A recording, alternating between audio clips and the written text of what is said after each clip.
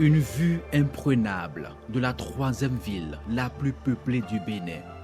Plus de 300 000 âmes vivent sous cette tôle de la ville carrefour, Djougou. Il y a 4 ans, cette population jeune à près de 70% manquait cruellement de l'eau potable, la source de vie. Elle était là, certes, mais la qualité était douteuse. Même ceux qui s'abonnaient au réseau de la SONEB, la Société nationale des eaux du Bénin, n'avaient pas à plein temps le liquide précieux. En saison sèche, soit 5 mois sur 12, c'était le comble. Mais depuis environ 3 ans, tout ceci est conjugué au passé. De mauvais souvenirs vite oubliés par les populations de Djougou.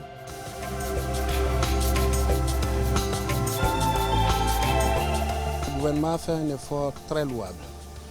Et aujourd'hui, à comparer avec la période d'il y a 5 ans, Djougou a une très bonne couverture en eau potable.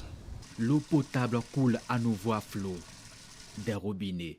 De l'eau potable issue de ces nombreuses infrastructures modernes de traitement, de conservation et de distribution. Nous sommes au barrage de Djougou. Ce plan d'eau est le premier château de la ville. C'est de ce déversoir que part l'eau pour arriver aux abonnés. Mais avant, elle doit impérativement subir des traitements dans cette station. On vient de quitter le barrage. Donc l'eau est débarrassée de toutes les matières en suspension, les impuretés. Et ça subit de l'autre côté une filtration. Et c'est après la filtration qu'on fait la désinfection. La désinfection est la dernière étape du traitement de l'eau à la SONEB. Et après la désinfection, on fait un contrôle qui nous prouve que cette eau est potable, consommable. Et nous avons une bâche. Après la filtration, désinfection, l'eau va dans la bâche. Et après les analyses, ça répond aux normes. On envoie au château. Et c'est de château que ça alimente les abonnés. Cette station, c'est une station moderne qui est purement automatisée. Une infrastructure totalement rénovée, des machines ultra modernes pour garantir la qualité de l'eau aux populations. Nous avons la disponibilité de l'eau en quantité et la qualité.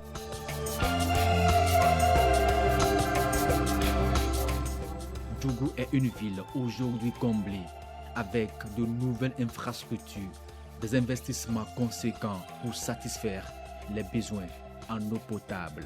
Ce projet a mis aussi à la disposition des habitants plus d'1 millier de branchements à caractère social, un accompagnement fortement apprécié.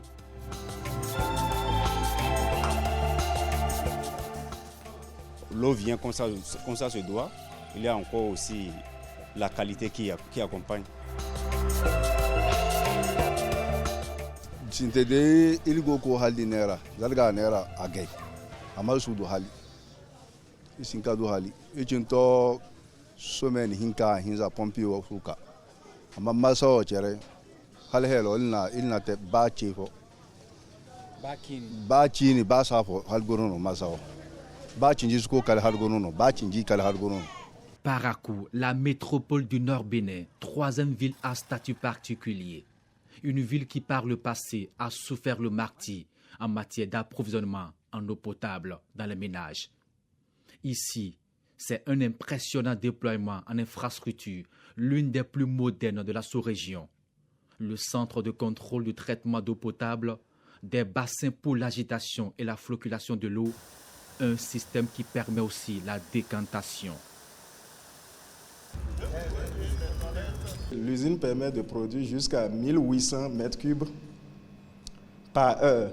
Actuellement, les besoins des populations sont totalement comblés. Et concernant la durée d'approvisionnement en eau potable, il faut dire que l'usine est faite, l'objectif principal, c'était de donner de l'eau à 5000 habitants à l'horizon de 2028.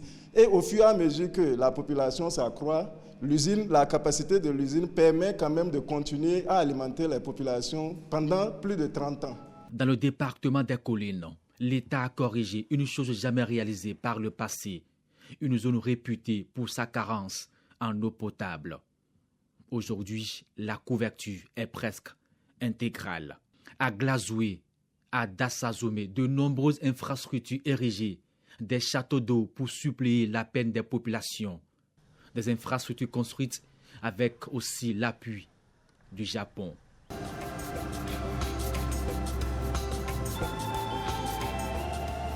Le package de 3 communes, Colline scindé en deux.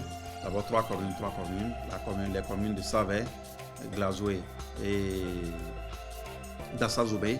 Aujourd'hui, les travaux sont déjà en cours avec l'entreprise CGC. Vous y allez, vous vous rendrez compte donc. Le barrage d'Ayoko est en construction. Juste à l'arrêt de la saison pluvieuse, le barrage de l'IFO, qui va alimenter également Savalou, va démarrer. Et nous pensons bien, pendant 6-7 mois, même si on ne finit pas la prochaine saison sèche de l'année 2020, on devrait pouvoir finir tous ces barrages et en même temps, avec les extensions et les ouvrages de captage et de stockage de l'eau pour ces 3 communes. Parallèlement à ça, en 2020, nous démarrons donc la phase en fait, de canalisation pour les autres communes que le barrage de l'IFO va alimenter. Voilà comment nous l'avons dimensionné. Que ce barrage qui fait 12 millions de mètres cubes puisse alimenter donc à la fois Savalou, Banté et Ouessé, les centres urbains de ces 3 communes. Donc ça fait que tout est donc pris en compte au niveau des collines. Nous voici au plateau d'Abomey. Boycon, Agbaïzoun, Djidja et d'autres localités environnantes ont affronté des années durant la sécheresse hydrique. Aujourd'hui, cette zone bénéficie aussi d'un vaste projet de renforcement du système d'alimentation en eau potable. Ce projet a conjugué au passé le délaissage dans les villes d'Abomey, de Boycon et environ. Avec la réalisation des 8 forages, nous avons conjugué totalement le délaissage au passé. Le projet permettra de passer de 6 000 m3 à plus de 32 000 m3 de production d'eau potable par jour à l'horizon 2030.